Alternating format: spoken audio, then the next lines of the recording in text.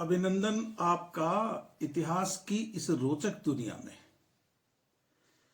हम गांधी दर्शन की चर्चा कर रहे हैं और हमारी चर्चा के केंद्र में है गांधी जी का न्यासधारिता सिद्धांत, जिसे हम न्यासिता सिद्धांत भी कहते हैं। आप जानते हैं कि गांधी जी एक राजनेता थे। राजनीति के क्षेत्र में काम करने वाले व्यक्ति से सभी लोग सहमत नहीं हुआ करते। कुछ ऐसे विषय हो सकते हैं जिन पर हमारी गांधी जी से विनम्र असहमति हो, लेकिन यदि हम गांधी जी के एक राजनेता रूप से हटकर उनके दार्शनिक रूप पर, उनके चिंतक रूप पर, उनके विचारक रूप पर विमर्श करें तो हमें कुछ ऐसी बातें जानने को, समझने को मिलती हैं कि हम यह सोचने पर मजबूर हो जाते हैं कि जीने का सही रास्ता यही है। गांधी जी ने जब देखा, और खास तौर से एक राजनेता होने के नाते, कि इस समाज में अमीर और गरीब के बीच की खाई बहुत गहरी है, बहुत चौड़ी है, तो उनका चिंतक रूप, उनका विचारक रूप जाग गया। उन्होंने निष्कर्ष दिया कि इस समाज में गरीब और अमीर के बीच की खाई को मिटाने का कोई रास्ता हो सकता है तो वह अहिंसा पर आधारित ही हो सकता है। और ऐसा ही एक रास्ता न्यासिता का सिद्धांत है, न्यासधारिता का सिद्धांत है, थ्योरी ऑफ ट्रस्टीशिप है। मैं बताऊंगा आपको कि गांधी जी ने यह विचार कहां से लिया, लेकिन इतना तय है कि अपनी भारतीय संस्कृति में न्यासिता की अवधारणा नई नहीं है। आप देखते हैं कि जिन लोगों के पास धन है वे अस्पताल खुलवाते हैं, वे धर्मशालाएं खुलवाते हैं, वे प्याऊ लगवाते हैं। वे ऐसा क्यों करते हैं? वे चाहे तो ऐसा करें और चाहे तो न करें।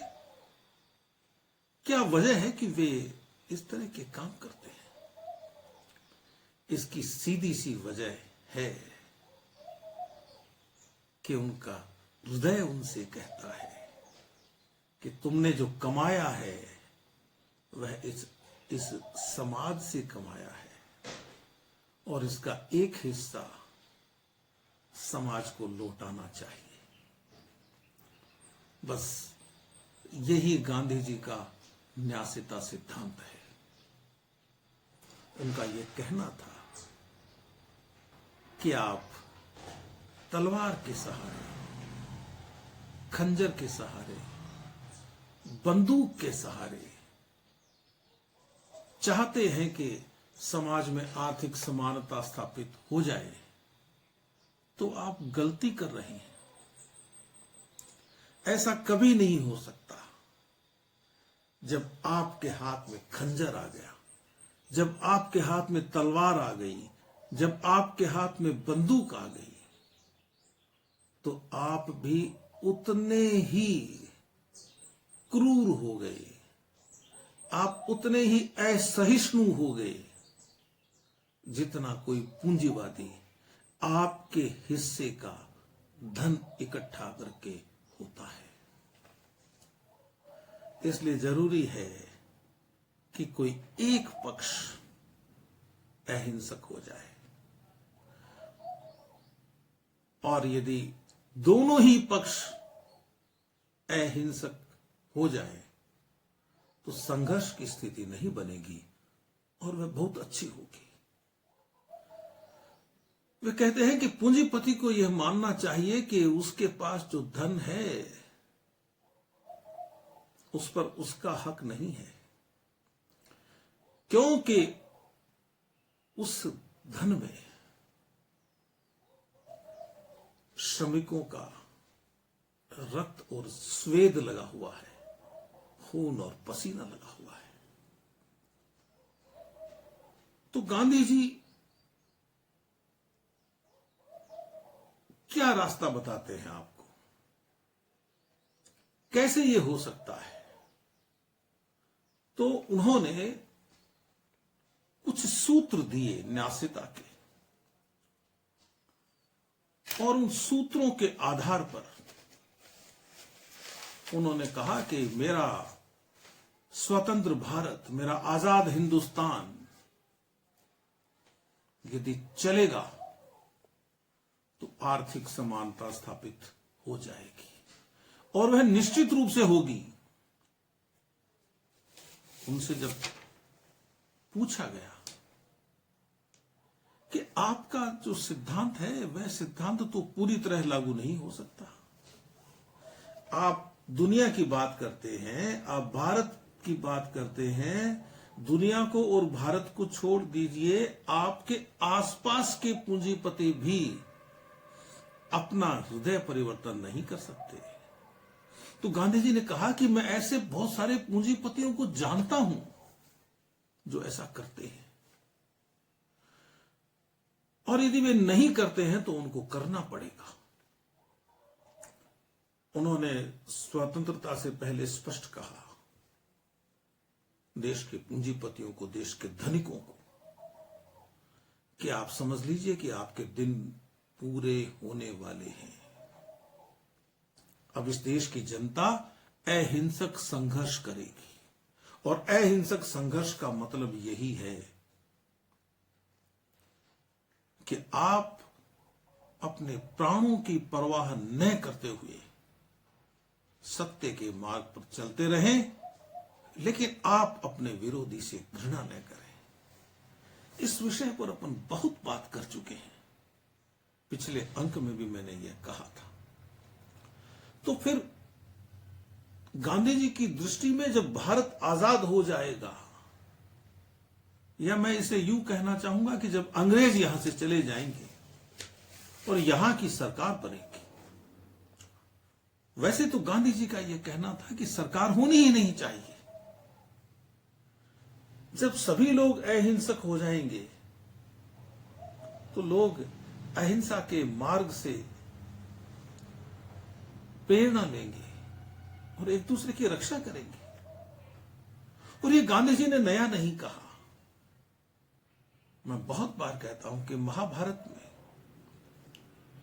भीष्म कहते हैं युधिष्ठिर से कि एक समय था जब न राज्य था, न शासक था, मतलब न राजा था, न कोई न्यायाधीश था, न कोई दंडाधिकारी था।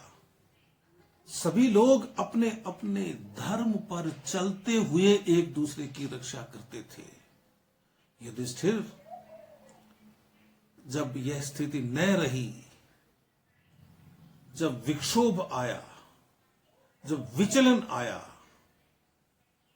तो समाज को राज्य की जरूरत पड़ी, समाज को राजा की जरूरत पड़ी, समाज को दंडाधिकारी की जरूरत पड़ी, समाज को न्यायाधीश की जरूरत पड़ी।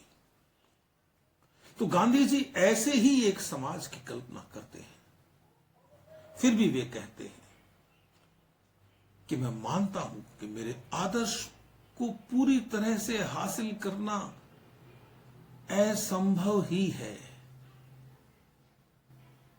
लेकिन उस रास्ते पर चला जरूर जा सकता है। मैं मानता हूं कि सरकार नहीं होनी चाहिए, लेकिन यदि सरकार हो तो वह न्यूनतम शासन करे। तो लोगों ने गांधी जी से पूछा कि आजादी के बाद में फिर यह न्यासिता कैसे चलेगी आपकी? आप कहते हैं पूंजीपतियों से कि आप स्वयं को इस धन का न्यासी मानिए, आप यह मानिए कि यह आपके पास रखा हुआ है और इसका उपयोग आपको लोगों के भले में करना है। तो गांधी जी ने कहा कि कुछ सूत्र देता हूं मैं, न्यासिता के सूत्र। वैसे तो ये सूत्र तैयार किए थे किशोरलाल मशरूवाला और नरहरि पारिख ने, गांधी जी के कहने पर। गांधी जी ने उन सूत्रों में कुछ संशोधन किए और उसके बाद एक पूरी आचार संहिता समाज के सामने रख दी। उसके अपन कुछ बिंदुओं की बात करेंगे। पहली बात उन्होंने कहा कि यह जो न्यासिता है, यह जो ट्रस्टीशिप है, यह वर्तमान पूंजीवादी व्यवस्था को समतावादी व्यवस्था में रूपांतरित करने का एक साधन है। न्यासिता पूंजीवाद को बख्शती नहीं है, वह पूंजीवादियों को स्वयं में सुधार करने का मौका देती है। और मेरा यह मानना है, गांधी जी के अनुसार मेरा यह मानना है कि मानव की प्रकृति सुधार से कभी परे नहीं हो सकती। इसे आप यूं समझ सकते हैं कि मनुष्य का स्वभाव अहिंसक होता है। मूलतः मनुष्य अहिंसक है। हिंसा तो पशु का स्वभाव है, स्वभाव से पशु होता है हिंसक, मनुष्य नहीं होता। तो उन्होंने कहा कि मेरी जो न्यासिता है उसमें निजी स्वामित्व जैसी कोई चीज नहीं होगी। किसी संपत्ति का कोई व्यक्तिगत स्वामी नहीं होगा। केवल वही व्यक्ति किसी संपत्ति का निजी स्वामी हो सकता है जिसे संपत्ति विशेष के संदर्भ में समाज अनुमति दे दे। फिर उन्होंने कहा कि ये जो धन संपत्ति का जो स्वामित्व है और जो उपयोग है, यह किसी कानूनी विनियमन की वर्णना नहीं करता। यह संपत्ति विधिक हो सकती है, गांधी जी का यह कहना था। यानी राज्य संपत्ति को विधिक बना सकता है, लेकिन राज्य में जो लोग काम करेंगे, सरकार में जो लोग काम करेंगे, वे लोग अहिंसा के पुजारी होंगे। इसलिए वे ऐसा कोई विनियमन करेंगे ही नहीं जो समाज के हित पर कुठाराघात करता हो। उन्होंने कहा कि यदि सरकार या राज्य की ओर से किसी को किसी संपत्ति का मालिकाना हक मिल जाता है तो इसका यह मतलब बिल्कुल नहीं है कि वह उस संपत्ति का ऐसा मनमाना उपयोग करे कि दूसरों को उससे हानि पहुंचे। वह नहीं कर सकता, और यदि वह करेगा तो उसके विरुद्ध अहिंसा की आचार संहिता के अनुसार, सत्याग्रह के नियमों के अनुसार संघर्ष किया जाएगा। उसके बाद उन्होंने कहा और एक बड़ी बड़ी जोरदार बात कही,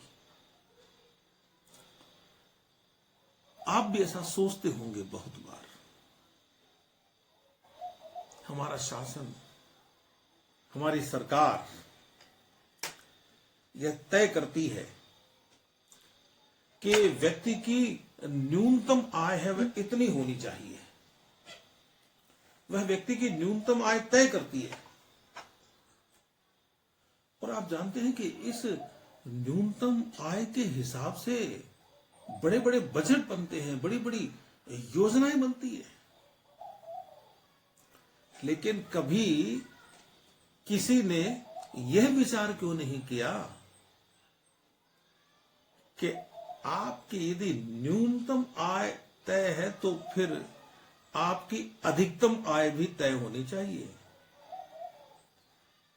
न्यूनतम आय की तो आप एक सीमा बना रहे हो कि इससे कम यदि होगा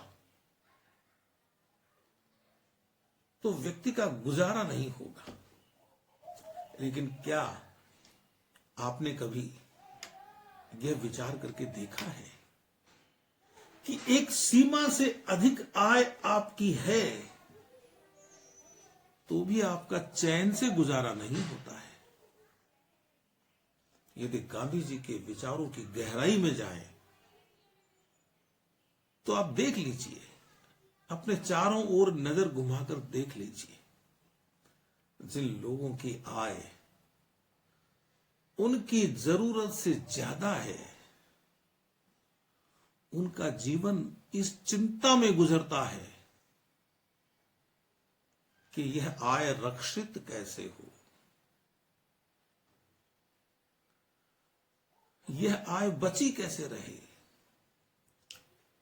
और इसका दूसरा रूप तो और भी बुरा है, खतरनाक है। वह जिसके पास उसकी आवश्यकता से अधिक आय है, वह अपनी उस आय के आधार पर दूसरों का शोषण करता है, क्योंकि अतिरिक्त आय उसकी शक्ति बन जाती है, उसकी ताकत बन जाती है। वह उसे ताकत समझता है और फिर अच्छे और बुरे सभी कामों में वह उसका उपयोग कर सकता है, उस शक्ति को काम ले सकता है, लेकिन वह अच्छे कामों में नहीं लेता है, बुरे कामों में लेता है। गांधी जी का यही कहना था कि यदि धन के रूप में आपके पास शक्ति है तो आप ये मान के चलिए कि यह शक्ति आपकी नहीं है, सबकी है, और इस शक्ति के आधार पर आप किसी का शोषण नहीं कर सकते। अब अगला प्रश्न, आप न्यूनतम और अधिकतम आय तय भी कर देते हो कि इससे ज्यादा आय समाज में किसी के पास नहीं होगी, पूरी तरह से कल्पना है। लेकिन गांधी जी का मानना है कि कभी तो यह सपना सच होगा कि समाज लोगों की अधिकतम आय तय करेगा, लेकिन किसी भी व्यक्ति की न्यूनतम आय और किसी भी व्यक्ति की अधिकतम आय के बीच का अंतर ज्यादा नहीं होना चाहिए।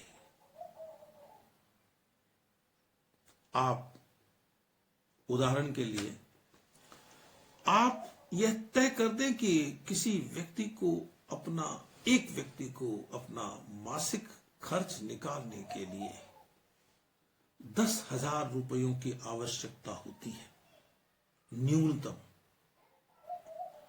तो आप अधिकतम 15,000 कर सकते हैं, 20,000 कर सकते हैं।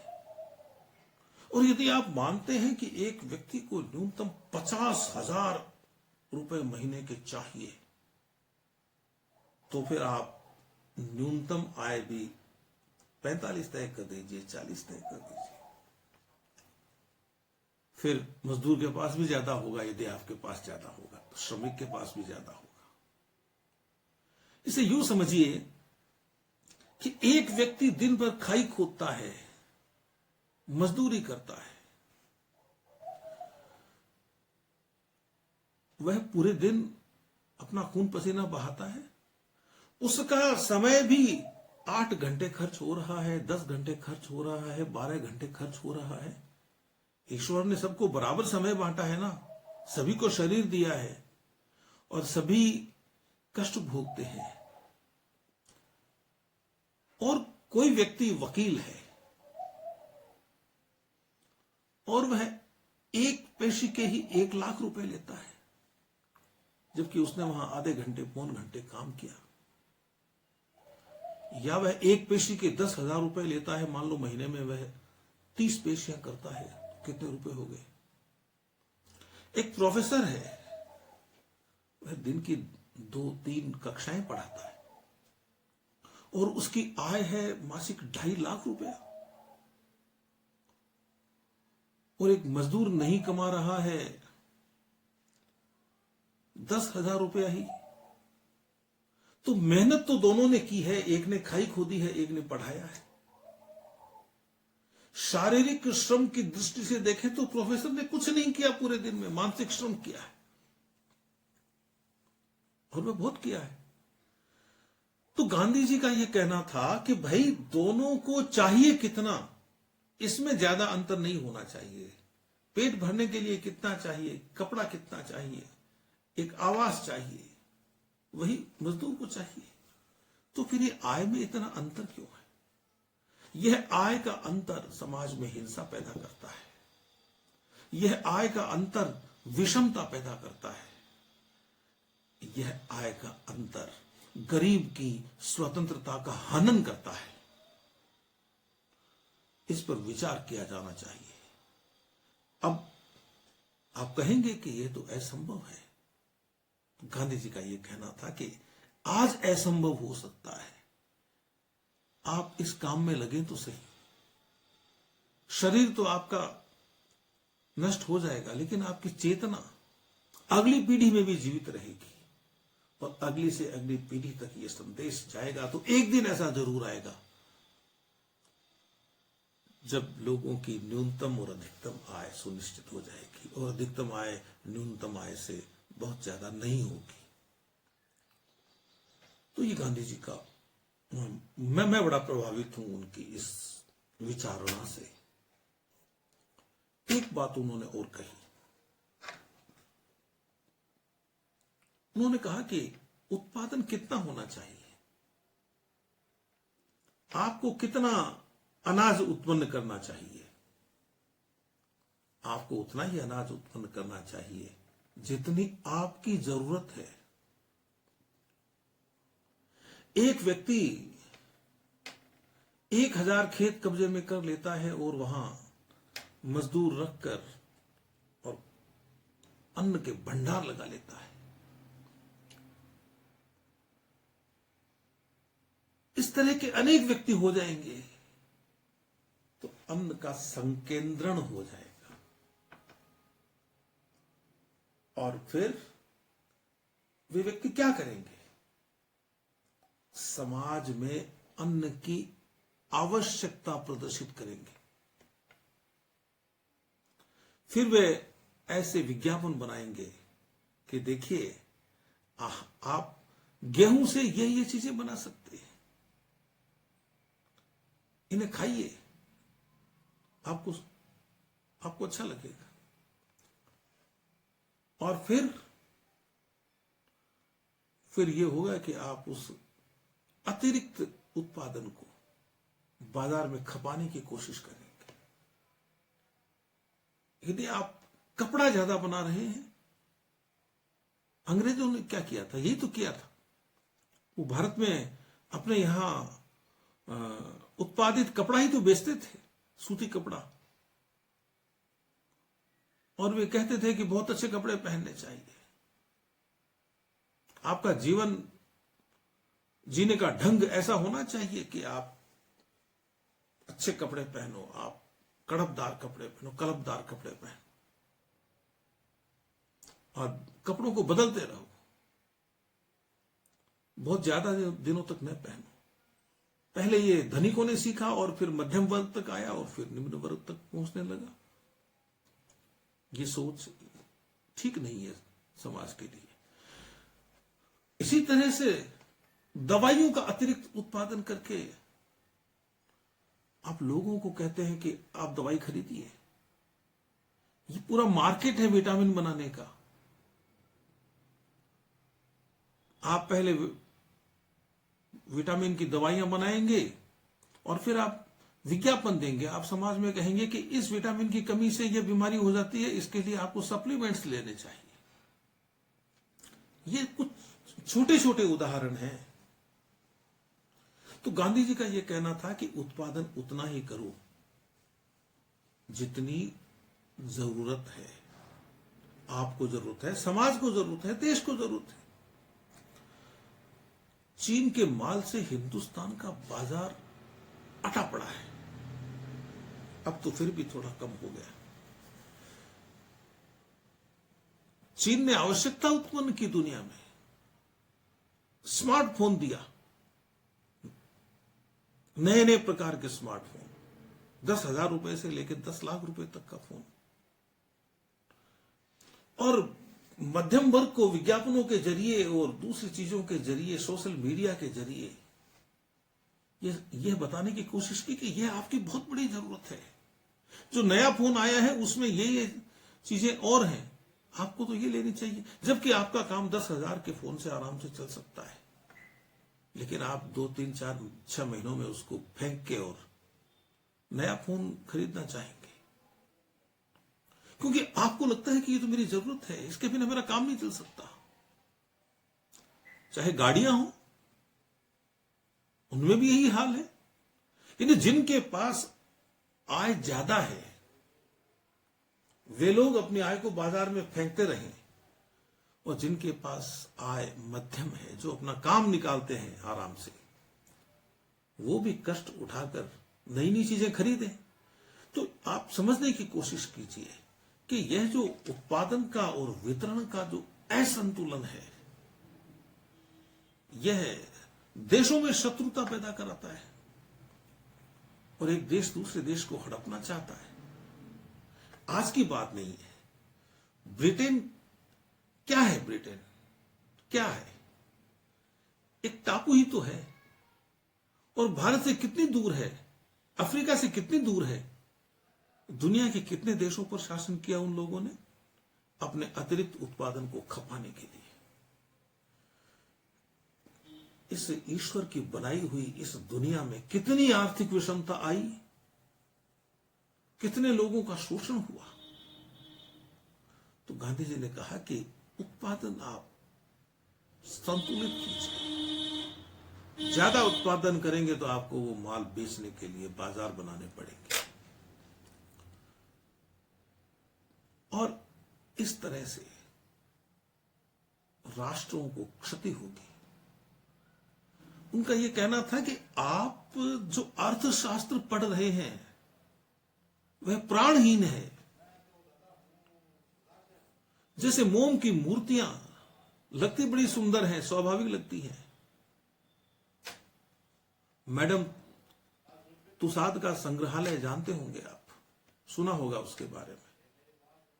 मोम की मूर्तियों में प्राण नहीं होते हैं, प्राण प्रतिष्ठा नहीं कर सकते आप कागज के फूल बना सकते हैं, आप उनमें खुशबू पैदा नहीं कर सकते। तो जब तक आपकी अर्थव्यवस्था में नैतिकता का प्राण तत्व नहीं है, जब तक आपकी अर्थव्यवस्था के पुष्प में नैतिकता की सुगंध नहीं है, तब तक आपकी अर्थव्यवस्था बेकार है। वह वैसी ही है जैसे किसी शरीर में प्राण तत्व नहीं होता, प्राण नहीं होता। तो उन्होंने कहा कि अंतरराष्ट्रीय वाणिज्य के नियमों में भी नैतिकता का तत्व होना चाहिए, और अपने भारतीय दर्शन में तो नैतिकता ही नैतिकता है। हमने उसको छोड़ दिया, यह अच्छा नहीं किया। फिर कहा कि ये जो प्रोडक्शन है, जो अतिरिक्त उत्पादन है, इस पर नियंत्रण जनता का हो, क्योंकि जनता को पता है कितनी आवश्यकता है। जनता के चुने हुए प्रतिनिधि, समझदार लोग जो न्यासिता को समझते हो, जो जानते हो कि इतना अधिक हो जाएगा, यह संकट के समय काम आ सकता है, इसकी रक्षा का काम फला न्यासी को दे दिया जाना चाहिए, वह इसकी रक्षा करेगा।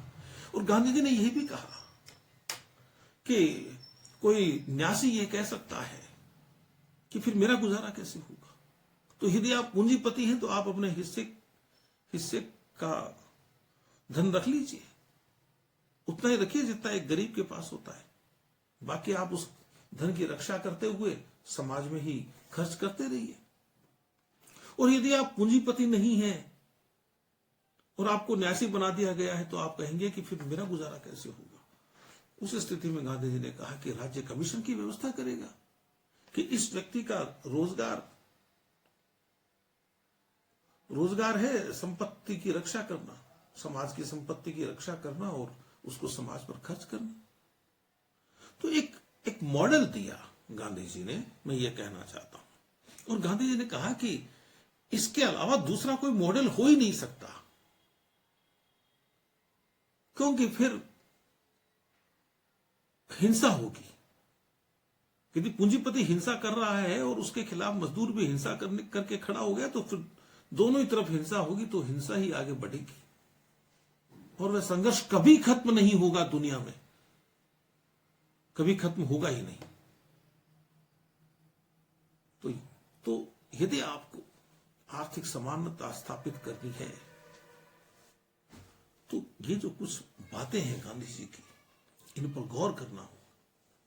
वे कहते हैं कि भाई क्या होती है गरीबी, ये गरीब जानता है, अमीर को जानना चाहिए।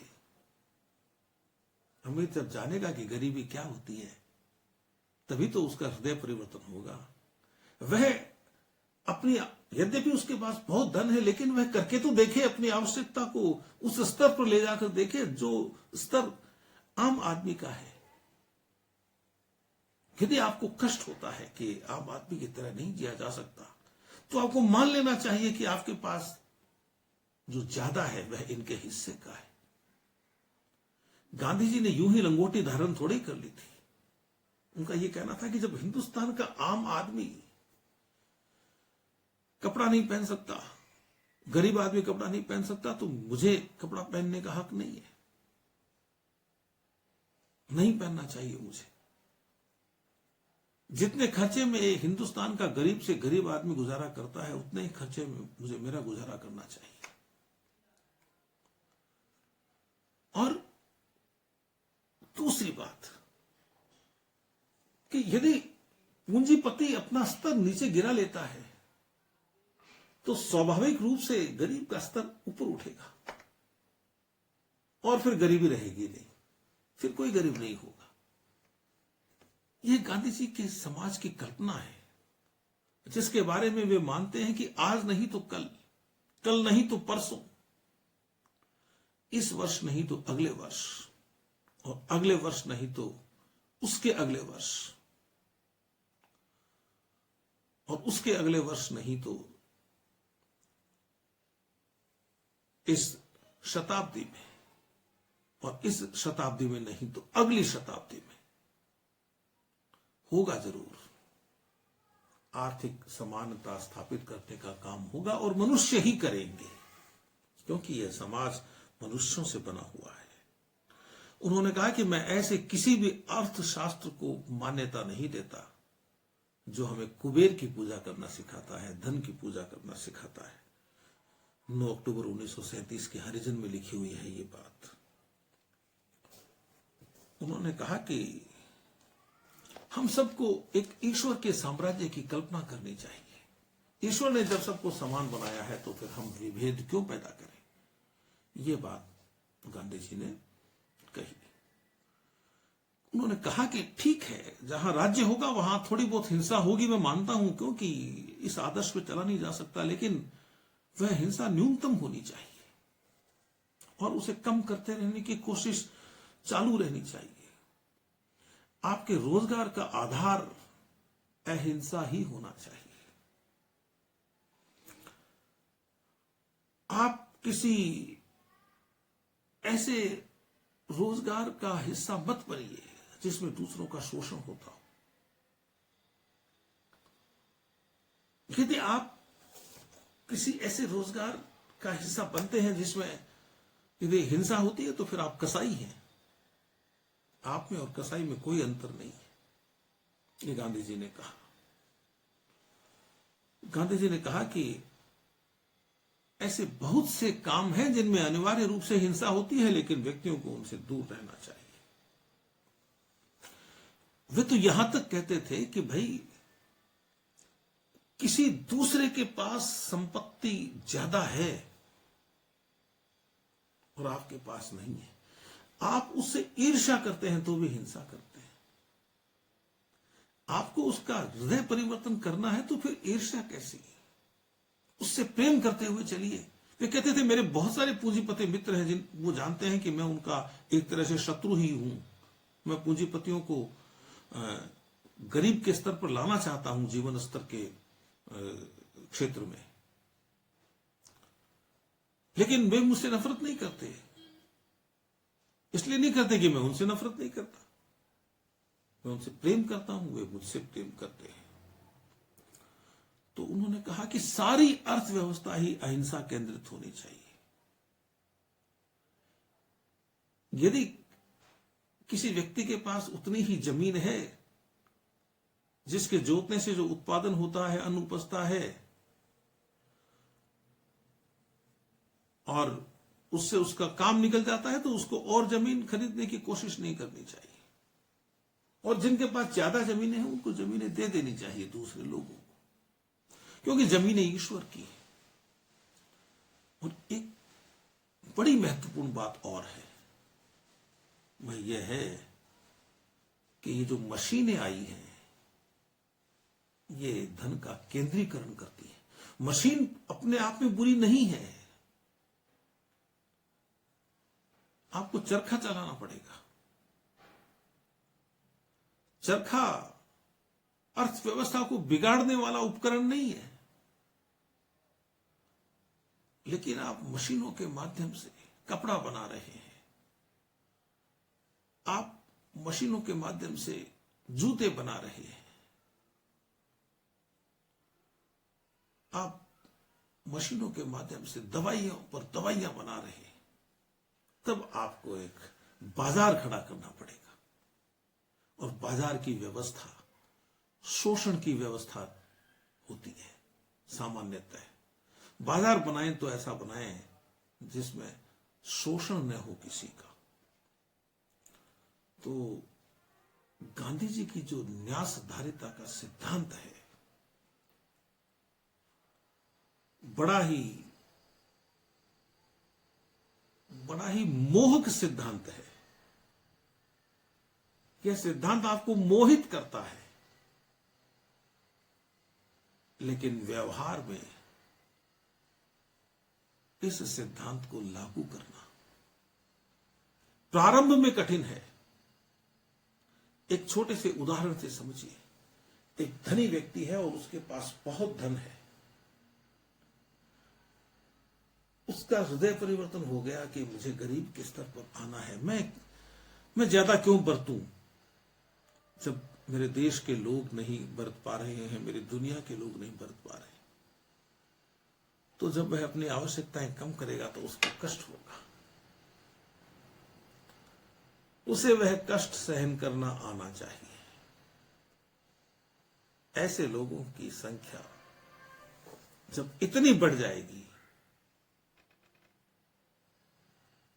कि वे लोग शर्मिंदा होंगे जो उनके मुकाबले धन संचय करेंगे, फिर एक को देखकर दूसरा, दूसरे को देखकर तीसरा, ये सोचने लगेगा कि आवश्यकताएं कम करने में सुख है। सरल सी बात है कि हम घर में ताले क्यों लगाते हैं? हम जब कहीं बाहर जाते हैं तो ताला लगा कर जाते हैं, क्यों? कि हमसे कोई छीन लेगा, हमारी कोई चीज ले जाएगा। यदि आपके पास आपके घर में उतना ही है जितना आपकी जरूरत है, कोई लेके नहीं जाएगा, बशर्ते दूसरे के पास उतना ही हो। फिर वह क्या लेने आएगा? जितना मेरे पास है उतना ही इसके पास है, फिर मैं क्यों जाऊं उसके पास? तो ये कुछ बिंदु थे गांधी जी की न्यासधारिता के बिंदु। एक इतिहास के विद्यार्थी को इन सब बिंदुओं पर गौर करना चाहिए और जहां आवश्यकता हो वहां कहना चाहिए, लिखना चाहिए, बताना चाहिए। आपने मेरा साथ दिया, मैं आपका हृदय से आभारी हूं। नमस्ते।